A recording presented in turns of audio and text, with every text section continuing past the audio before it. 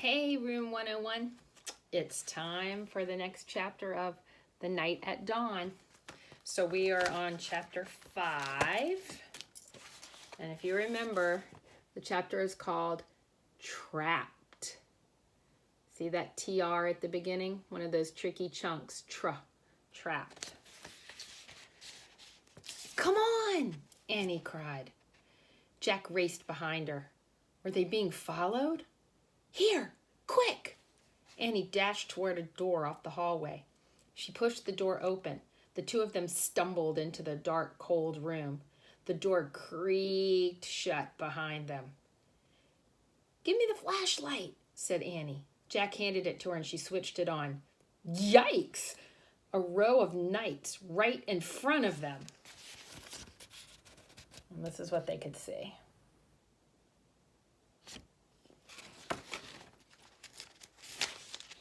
Annie flicked off the light. Silence. They aren't moving, Jack whispered. Annie turned the light back on. They're just suits, Jack said. Without heads, said Annie. Let me have the flashlight a second, said Jack, so I can look in the book. Annie handed him the flashlight. He pulled out the castle book. He flipped through the pages until he found what he was looking for. Jack put the book away. It's called the Armory, he said.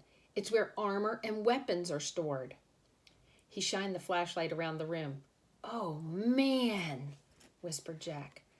The light fell on shiny breastplates, leg plates, arm plates, on shelves filled with helmets and weapons, on shields, spears, swords, crossbows, clubs, battle axes.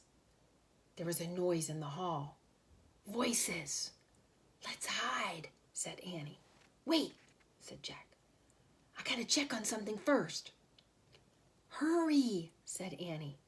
It'll take just a second, said Jack. Hold this. He handed Annie the flashlight. He tried to lift a helmet from a shelf. It was too heavy. He bent over and dragged the helmet over his head. The visor slammed shut. Oh, forget it. It was worse than having a 5-year-old on your head.